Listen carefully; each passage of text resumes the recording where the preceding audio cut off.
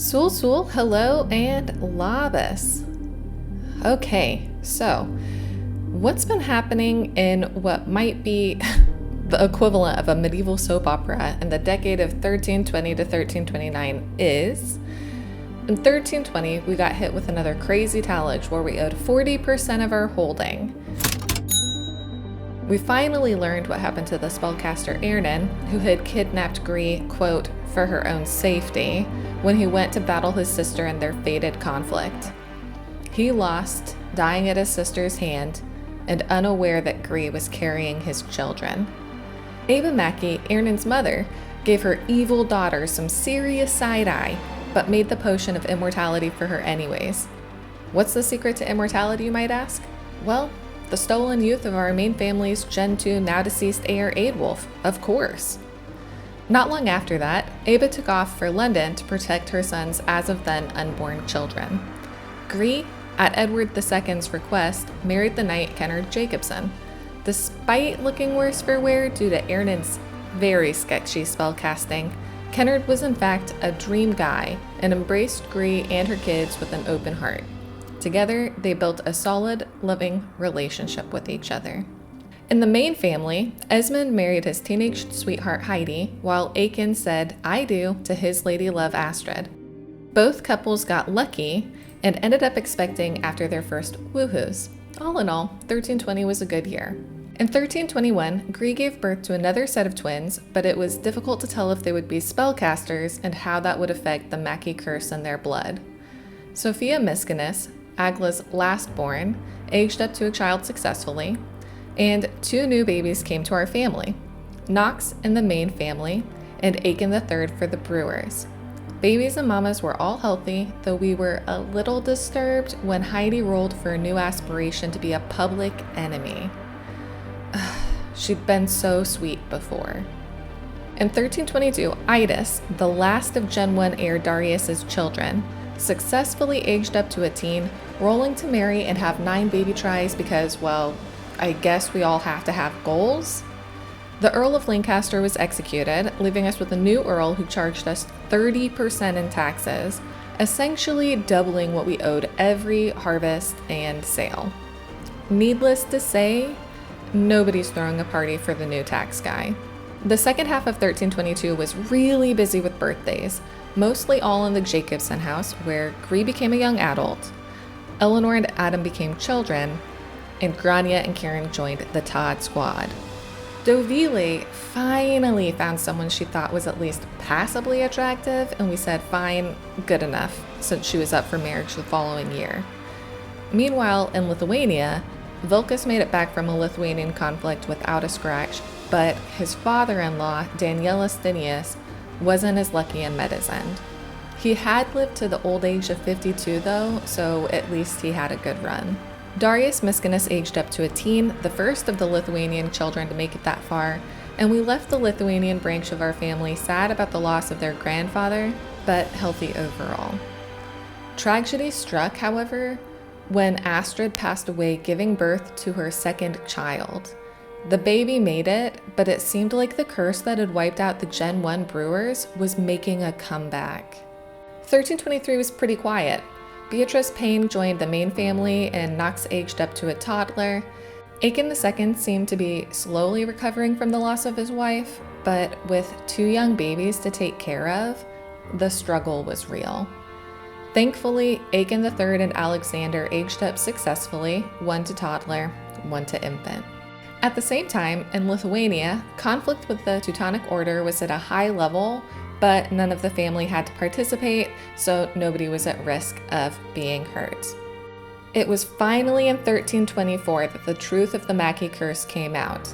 Aba, the originator of her family curse, was finally revealed to have a dark past that involved a power struggle for the throne and a twin sister showdown that destroyed both her land and her people, the curse then settling in her blood and inherited by her descendants. We're looking at you, Grania and Kieran.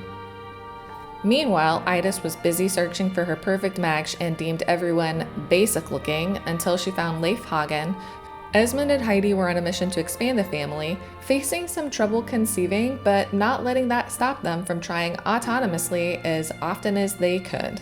We also tried to let Heidi live up to her evil aspiration, but it turns out she just wasn't naturally inclined to be mean, despite her dream of being so. And of course, the older Sims contributed to the chaos. Huxley declared himself single and loving it, throwing a wrench into the plans for his remarriage, while Vilkas claimed to be attracted to Ava, leading to some, confusion. Dovile got married to Jefferson Greystoke and left for her own home, becoming the first of Gen 2 to make that leap into adulthood. Over in London, Adam Jacobson embarked on night training sponsored by his birth father, the King of England, earning himself a ticket to the knightly class and opening up exciting future opportunities. Gree also had exciting news for Kennard, who would finally have children that were biologically his, in addition to the children from Gree's past that he loved as if they were his own.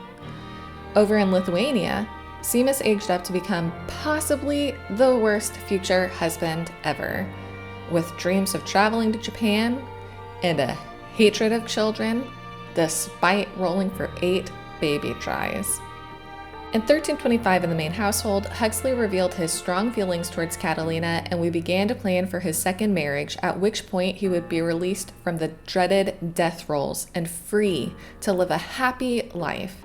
Beatrice Payne also had her toddler birthday, while Heidi had her next child, Graham. Right at the end of the year, Esmond also aged up to an adult safely, and Huxley got engaged to Catalina, much to the excitement of everyone in the comments section. In her brand new household, Dovile had her first child with Gree as her midwife, but sadly, Dovile lost that first child. Oh, and we also found out that Jefferson was attracted to Leif, and Leif was attracted to Esmond, even though he'd just gotten engaged to Esmond's sister the day before, creating the most awkward family situation ever. In London, Alexander Brewer aged up to a toddler and rolled badly, again raising my fears that the Brewers are cursed. But we were able to save him from death by pleading with Grimm. However, nearby, things took a dark turn in the previously blessed Jacobson household. Gree just about broke my heart when she had triplets on her last baby try and rolled badly. Kennard, surprisingly, was somehow able to seduce Grimm, and we got to keep her. However, the third baby, Kennard's namesake, didn't make it through. Unfortunately, their bad luck hadn't run out when Grania and Kieran, our magical twins, were up for their child birthdays. Although Kieran made it, Grania didn't, and we didn't know what this meant for the curse that plagued the Mackey bloodline.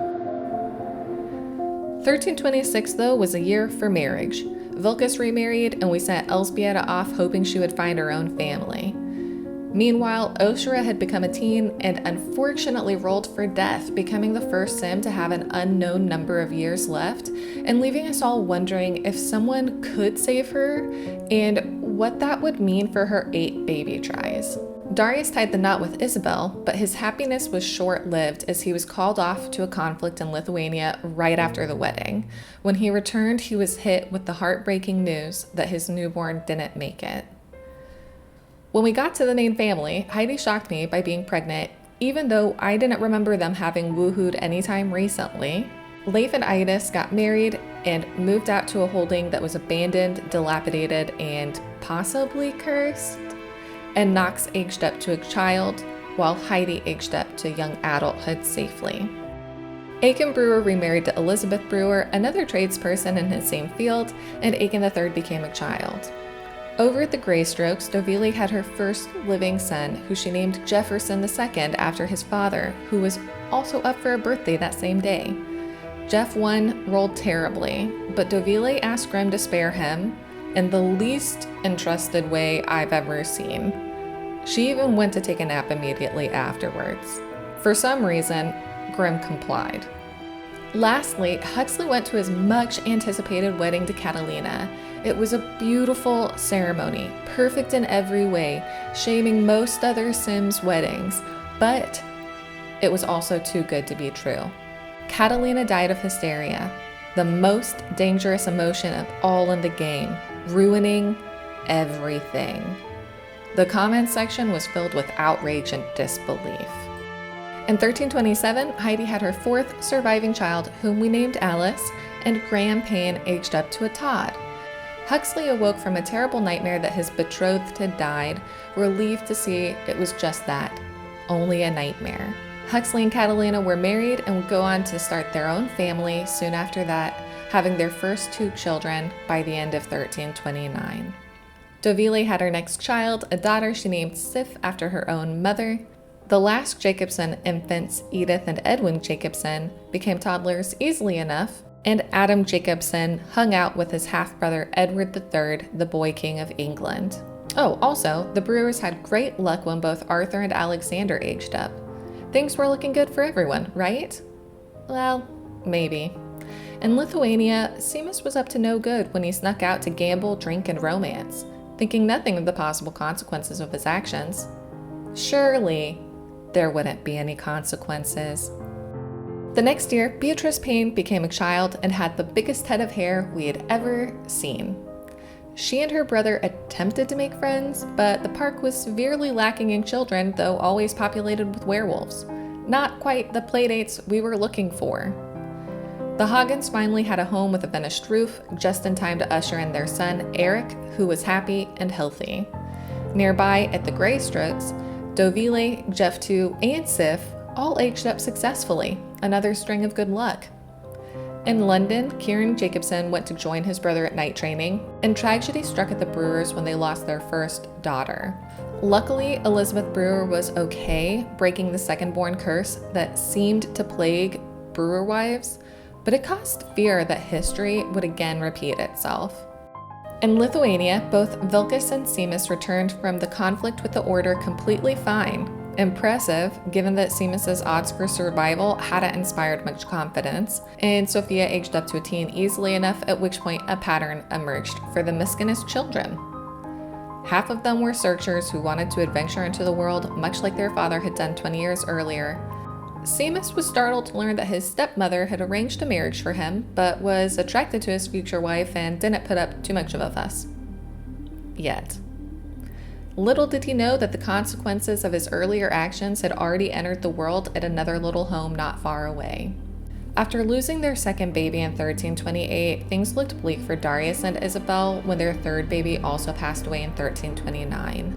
Their 4 baby tries were almost up, and it began to look like their line might not make it past 1330.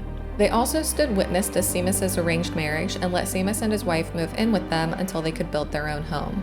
However, a little bomb with diapers was heading directly towards them as the one-time lover Seamus had in 1327 sought him out to deliver his child, delivering it instead to his father. In England, Idas had twins who were both fine, but she scared us all when she rolled badly. Thankfully, Leif was able to convince Grim to spare her. They weren't as lucky at the Greystroke home when their daughter, Sif, suffered a stomach infection and was unable to overcome it. In London, the Jacobsons had a happy run of birthdays, and the illegitimate royals met their arranged marriage partners. Eleanor surprised us all by becoming soulmates with hers, while Adam also surprised us all by suddenly becoming a Solon teenager who bucked at the thought of doing his duty, despite always being the most behaved of the two. The main family was thriving with all good roles and a growing hoard of cash, their eyes firmly on the goal of getting the heck out of serfdom. Adding to their luck, Henry of Lancaster gifted them an apprenticeship for one child as an Easter gift, offering them another way to reach that goal if they bided their time and minded their pennies. Oh, yeah, and Seamus left in the night, but it's a little unclear if he's just out for a walk or if he's on a more permanent trip. This was our worst decade so far for losing children. All in all, we lost 10 Sims during this decade. Our average age of death is now 11.48 years old, lower than the 20 and a third from the first decade and the 17.77 years old from the second decade. But we also have a lot of Sims currently in their mid-20s to mid-30s, so this might just be because of the bad luck with babies. In the next decade, we'll get answers to a few big questions. Are Darius and Isabel actually going to be able to continue their line, or is this the end for them? Will the main family finally be able to escape serfdom, or will their Talich role and fate conspire to keep them as unfree people? Where the heck is Seamus? Is he ever going to come back, or has he run off permanently like his father did? And when will the sword of Damocles fall on Oshira's pretty little head? Hope you've enjoyed this decade in review, and I'll see you in the year 1330. Bye bye, everyone.